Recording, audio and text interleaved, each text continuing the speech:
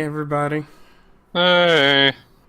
It's a Lanier and Sons podcast. Today it is we just have Lanier and we have Ash Hey. here, and we're going to go over our best games of 2017.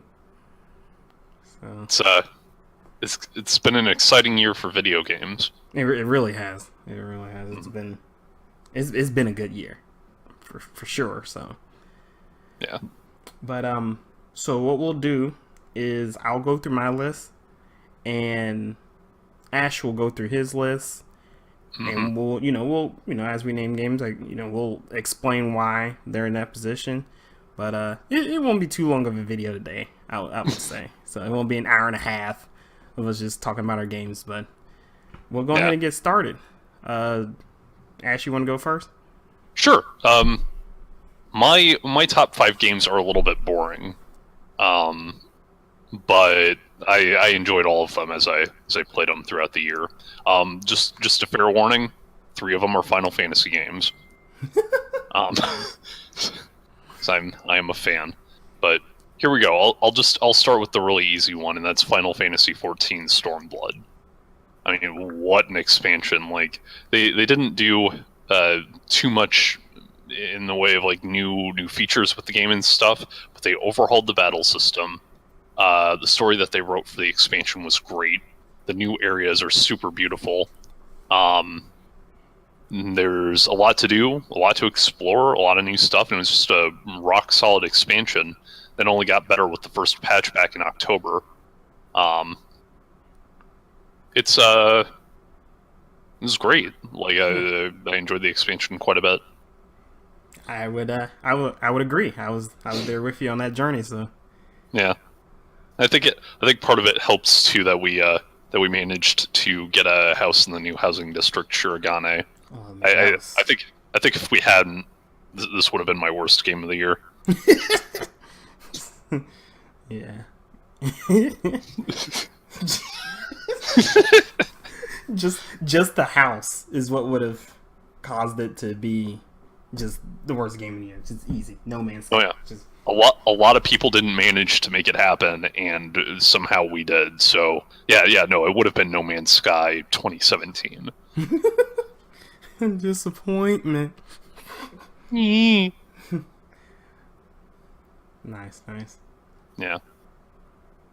So my next one after that, I'll just segue to the next Final Fantasy game that came out this year, and that was Final Fantasy XII: The Zodiac Age.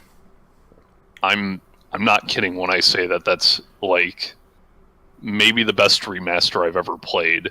It's a rock solid game that only got better with the tweaks that they made to its remaster. Final Fantasy XII had the license board system, right?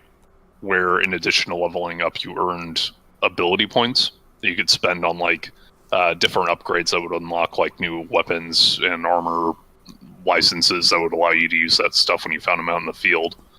It was very freeform, and all the characters, like if you leveled them all up, kind of ended up being really samey in the original 12. In the Zodiac Age, you can choose from different jobs that have specific licenses on them, and you could choose 2 different jobs and build off of 2 different license boards that allow you to add variety and give like a unique set of abilities to your characters, which allow the characters to kind of become more specialized and be more useful in different situations. It's more strategic than the original 12 was. The graphical updates that they made to the game, at times you can tell it was a PS2 port, but it still is gorgeous on the PS4. The music holds up really well. The story is pretty good. I felt like it. I won't spoil anything, but I felt like it ended kind of on a disappointing note. But it's a thing. Yeah, I was kind of like, when it ended, I was kind of like, oh, that's how it ends, huh? I mean, there's you can go like, you can hold off from going to the last dungeon as well if you create like a save file before you go to the last dungeon, there's a ton of extra game to explore. So you have that at least, and like all of that end game stuff is really fun. But ultimately, it was just like a really great remaster of a pretty good game that actually like it took a good game and made it better. And it was so much fun. Like I spent a lot of my summer playing Zodiac Age, and I don't regret any of it. Cool. All right. I think I need to get around to playing that one, dude. Yeah, it's good. I'll let you play it when I bring it down. It's gonna be, yeah. Nice. Yeah. What's your next one? My next one is Final Fantasy Record Keeper. I mean it. The mobile title, right? Yeah. It didn't come out this year. It came out in 2015 in North America, I think. But they take like the classic like turn-based Final Fantasy experience, and they spun it off into a mobile game whose greatest feat, I think, is not putting. It's a free-to-play game that doesn't put much focus on its microtransactions. They're there, but they're very well hidden. And the game itself, while it gets repetitive if you play it too much, is good. Like it's basically like a condensed mobile version of a turn-based Final Fantasy game that just happens to let you draw from a gigantic pool of Final Fantasy characters. Dang. Like it's all the characters. Yeah, it's characters from all the numbered games, plus characters from like spin-offs and stuff. It's good, and because of what I've been doing for work for the last year and a half, it's helped kill a lot of the downtime that I had at work. I played it a lot because that was basically my only option if I didn't want to die of boredom. So Record Keeper is kind of one of my games of the year just because I put so much into it and had a lot of fun with it, and I still log in to get my daily rewards and stuff. Cool. Yeah. Is the business model okay on it? I mean, I know it's a mobile definitely. Game. It's not too bad in regards to its microtransactions. What you can do is you can roll for like for like weapons and armor and stuff in a in like a gacha draw. Excuse me. It's still early. And you spend an in-game currency called Mithril that you can earn from just like doing dungeons and like doing missions and events and stuff. They give out the Mithril pretty liberally, and if you want to do like a really big like weapon draw, but you don't want to spend all of your Mithril, or you don't have enough Mithril, then they give you the option to do a microtransaction to kind of make up the difference.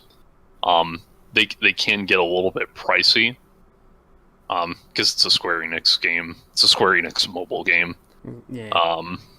But the option's really well hidden, and they definitely don't force it on you. Cool. So, yeah. Dang. I laughed at you because it's the third Final Fantasy in a row, but I may have to check that one out too. Yeah, Record Keeper's not too bad. Cool. And that's all the Final Fantasy. That's all the Final Fantasy for this year. I promise. And honestly, like Record Keeper easily could have been replaced by like Fire Emblem Heroes, because I played a lot of that too.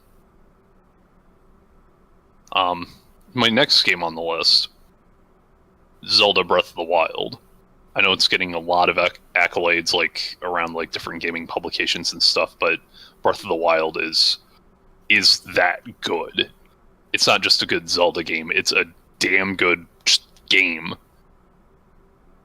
I mean, you've been playing it. Yeah, you know yeah. It's not on my list because I haven't finished it. I'm just gonna be upfront and honest.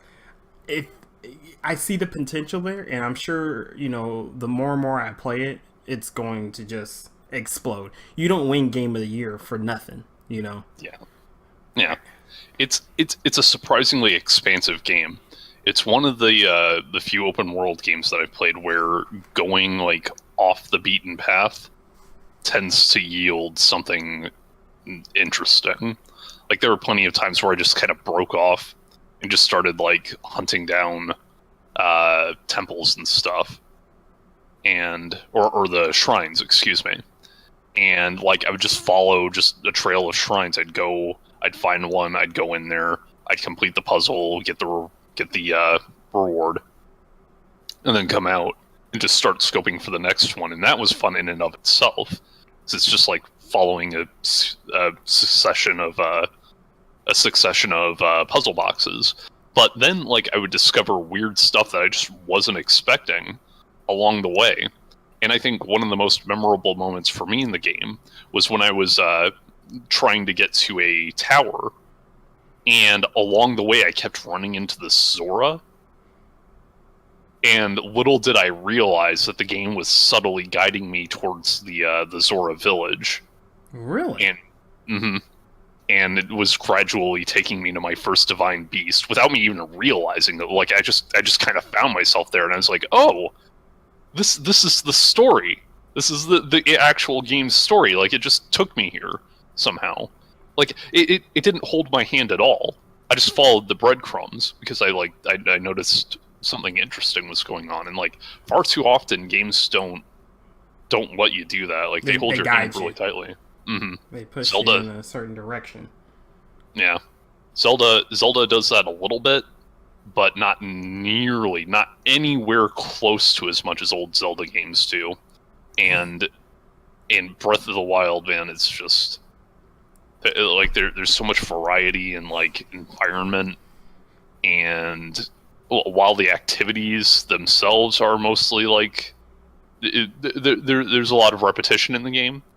There are some times where you just like you see something in the distance, you're like I want to go there, and then you get there and the game surprises you by doing something to pull the rug out from under you.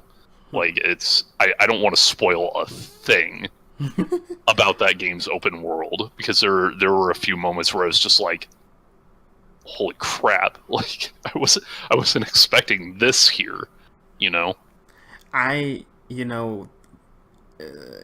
During my early play of it, one thing that stands out to me so far is how alive the world is.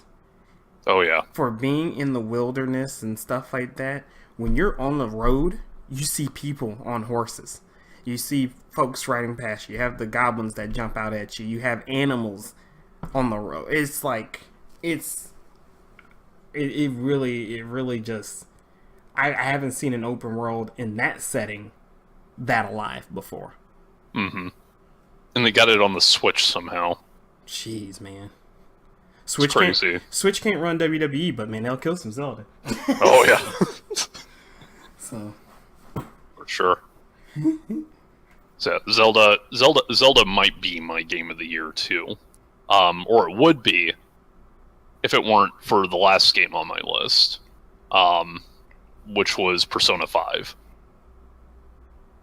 Straight up, I loved Persona 5. I spent a solid month of my free time playing it front to back, and I had a great time. The story was very compelling. The villains were menacing and icky.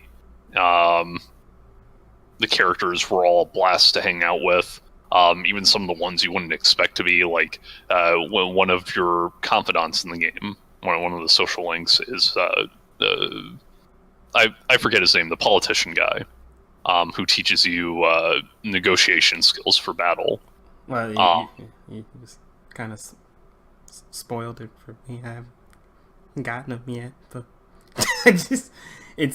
hey, go ahead.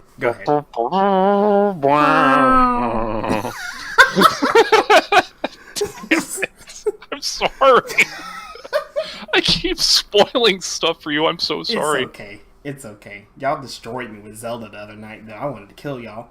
Oh, I'm so sorry. Nah, it's fine. It's fine. It's yeah, we'll talk about that later. But with Persona, it's just a really compelling modern day story with all the fantasy twists and turns that I love in RPGs, with all of the weird like religious. Weird like religious imagery and the stuff from Shin Megami Tensei that I love. Yeah, those darn monsters, man. Yeah, the monster designs are just on point, and they managed to make them work so well with the game's aesthetic. Like, it's stylish as hell. I'm still listening to the soundtrack and probably will be for a long time. Oh yeah, same here. Like I put on Persona 3's soundtrack yesterday while I was getting cleaned up. Like, if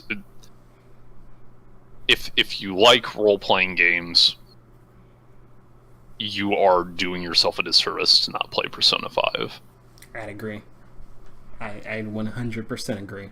Especially turn based. If you miss turn based, man. Yeah, there's your niche. It showed that turn-based games can still be compelling in 2017, which I firmly believed, but Atlas went and proved it. Like, Persona 5, stylish, music's great. It's for me, it was less of a game than an experience, and it's my game of the year. I think that's a pretty good list. Record Keeper comes out of nowhere, but that's a record. Yeah, for very personal reasons. Could you imagine if Jeff Keighley had came out and said the game of the year for 2017 is Final Fantasy Record Keeper? Well, everybody it was like, the audience just explodes. Hideo Kojima just shakes his head and walks out in disgust. He cancels Death Stranding. He knows the way now. He knows that he's done as a developer. Death Stranding out. Death Record Keeper in. I'm You turn that into a mobile game. Oh my god. All right. That's a good list, man. That really is. Thank you. That's a good list. All right. So my top 5. Lanier's top 5 best games 2017. No. My first one is Watch Dogs 2. Huh. And number 5 is Watch Dogs 2. Mm. The reason being is because I believe Ubisoft listened to the complaints of the first game. People said that Aiden from the first game didn't have character, so they went and made a whole cast full of characters. All of them had characters. All of them were interesting. The main character, Marcus, was really good. You know, he wasn't like usually, outward, very flamboyant protagonists tend to be kind of cringeworthy. Nah, man, he seemed pretty real. You know, I like the whole hacking theme that they had going on. Whole anonymous type thing they had. They were actually, but it was weird because they were really, really vicious. Like, they were training weapons and everything. They could kill people. It was crazy. But San Francisco as a setting was awesome. I hadn't seen San Francisco in a game since old San Fierro and GTA San Andreas. They absolutely killed San Francisco. I wish that there was a little bit more, concerning the city that you were able to do, but there was a wealth of content, base game wise that was pretty good. The story was pretty good as well. The story, it was a nice surprise. Like, Watch Dogs 2 came out of nowhere for me. And another thing is, being on PC, it was very optimized, and the game looked a lot better. There was only one thing that bothered me about Watch Dogs 2, and it was that when you even when you didn't have a weapon drawn, there was a reticle that kept that I couldn't get rid of. I couldn't figure out how to get rid of the reticle. I hope there was like some mod or something, because I may go back and maybe hit up a DLC or just go and check out the city or something like that. It was really good stuff. You should be able to get it on the cheap right now. But Watch Dogs 2, Yeah, it's been out for like a year now. Watch Dogs 2 was excellent. My number 4 game was Wolfenstein 2: The New Colossus. Oh yes. Oh my god. Wolfenstein 2 is basically fan service for anybody who hates the Nazi regime. I mean, the story was great. BJ was great, of course. The new characters that they come around are great. They have a new side mission, kind of assassination type side quest thing that they have going on. I haven't really done much of it. The weapons were awesome. It was a good game. Wouldn't call it game of the year because it's rather short. I'd say it's rather short, but it's a first person shooter. I'd rather have a short, great story based game than a long drawn out, not good story, So I took the story and ran with it. It was crazy, and there's something shocking that happens in it. Something shocking, and it was probably the best twist of the year in a game that I've played. If I had to be honest with you, it was terrific. So yeah, number 4 is Wolfenstein 2. Number 3, it was crazy for me to put on this list because I haven't finished this game either. But I think after 60 hours, hours of playing, I think it could go on the list. Versus Zelda, where I only have like a few hours in. That's Persona 5. Persona 5 kills it. I'm talking about it kills it. Like, I knew the game was real when a certain incident happened at the school during like one of the opening arcs, where I think I know which one you're talking about. Yeah, with Kamoshida or whatever. Look, when that event happened at the school, I said, "Oh, this ain't for kids." No. That's like they set the stakes very high, very early, and only escalated from there. They let everybody know which demographic. It may be concerning kids, quote unquote, but it ain't for kids. The music's dope. The combat is dope. The characters are dope. Except for An. I don't like An. Well, I don't care for An. But everybody, the characters are dope. Man, like the skill system that they have, and then the social link skill system, it's just, everything was just downright sick, dude. It was weird that they changed the Velvet Room, Igor from the Velvet Room, they changed his voice actor, so it's really fucking weird. Yeah, that was pretty weird. It's really weird. So, yeah, Persona 5. Persona 5, number 3. Downright. My number 2 game, Final Fantasy XIV Stormblood. Let me tell y'all something about Stormblood.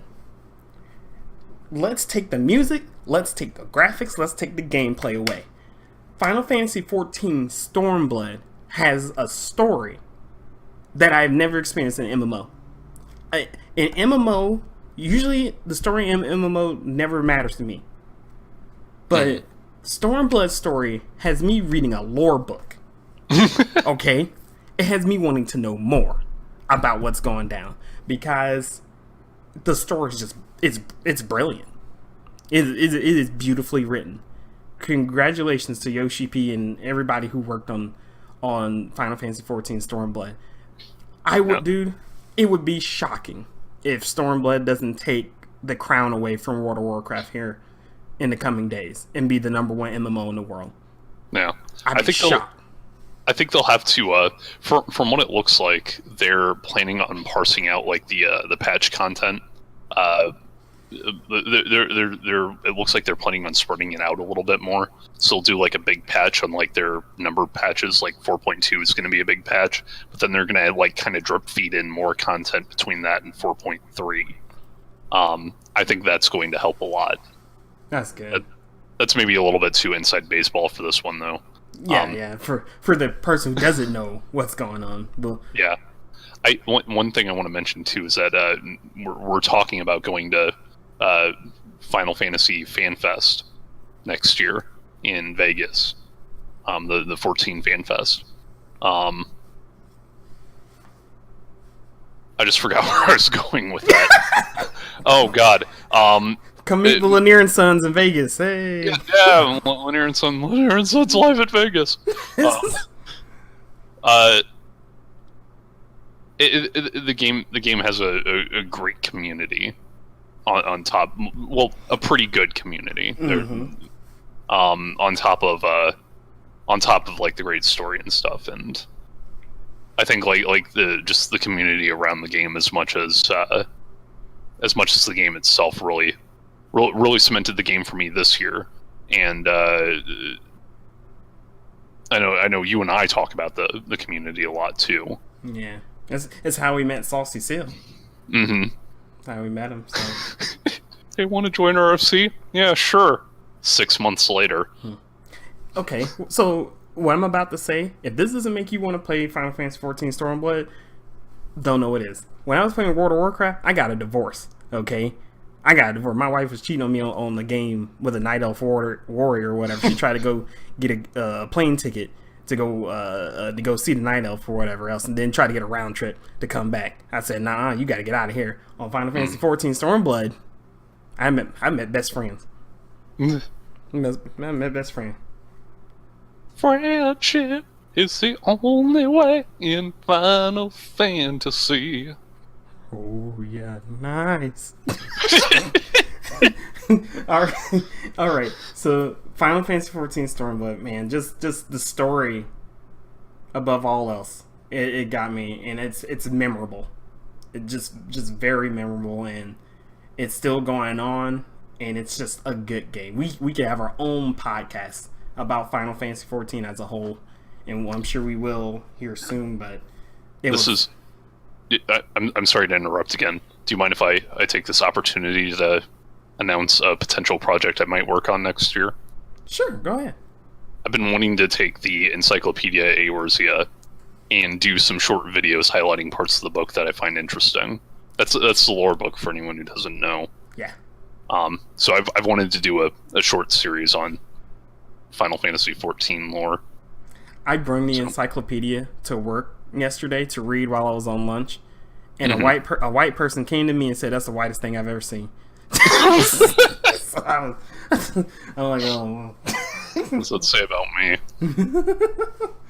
So my final game to wrap up the podcast, my number one game of the year is Divinity: Original Sin 2. Dang. If y'all haven't played Divinity is... I think Divinity is a combination of everything I like about the role-playing game put into one. It's a game. The story's good. The story's great, actually. But it's something about the way Divinity takes its approach that, oh man, Divinity Original Sin 2, first off, is hands down better than the first game. I didn't play the first game because I found it to be too tough. I'm playing Divinity Original Sin on Explorer because I told myself I wanted to learn this game because of how good it is. You can choose a cast of five characters that have like a built-in story, or you can go ahead and make your own character and put them into the game and still experience a fleshed out story. All right. Huh. So I picked one of the preset characters, which you can still customize their looks and everything. You can customize everything about the character that you choose, but you have a story to go along with that character. Man, look. The beginning of the game for me is I was locked up on an island. This ain't a spoiler because this is at the very beginning. You get locked up on an island, and I literally spent 15 hours trying to get out of this prison. Wow. And I had fun doing it. Every person that walks around you can talk to. Every person that walks around almost has some kind of significance. It presented me with multiple ways of getting out of this prison until I found one that I was able to figure out. Because it's a game where if you make the wrong decision, you gotta have to find another option to proceed on with the story. It's amazing. The combat turn-based. The combat is turn-based, but the spells, the actions, the way that everything moves around the map, the way that the enemies that you face, the way that they operate, it's suspense. Because you don't know what's going to happen after you press that end turn button. All you can do is hope that you made the right decision. You know? Oh, man. And then you'll have situations where, like, you'll get cornered and you'll have to press the load button to load your previous save. There was one situation that I like to cover real quick. There was one situation where I approached this monster that was hanging on a cross. I walked towards it. It started powering up. I said, what is it doing? Boom! It hit me. Max points, dead. Wow. It started powering up again. I had 3 other players, and you can control all the players. You can control how they level. You can control their inventories, everything. It's beautiful. They killed the monster killed my main person. I was like, oh my god, I gotta run away. I'm gonna revive him. I ran away. I revived my main character. Boom! Got zapped again as soon as I revived. It was like I hadn't experienced this type of game in so long. It was amazing. It's just such a good game, man. Divinity, that's another podcast too, man. Divinity Original Sin. Not to mention, it's a $45 game. They didn't charge the full $60, which is 100% worth. I'm at 35 hours in that game. I'm at 35 hours in the game, and it's just everything's just open up. The story is suspenseful. It's beautiful, and I think the best thing, and I'll leave off at this. The best thing about Divinity is it's a game you can log into it and just do whatever you want. There's no hand holding in Divinity. You go and you just try and find your way. That's awesome. Oh man, Divinity is a must play for anybody who's a fan of the role playing game. It really is. Pulling up Steam now, throwing it on my wish list. If you play on Classic, get ready. If you play on Classic and you don't know Divinity, you gonna get whooped. You gonna get toe up. But if you play Divinity, put it on. Me personally, I would say if you don't have experience with it, put on Explorer.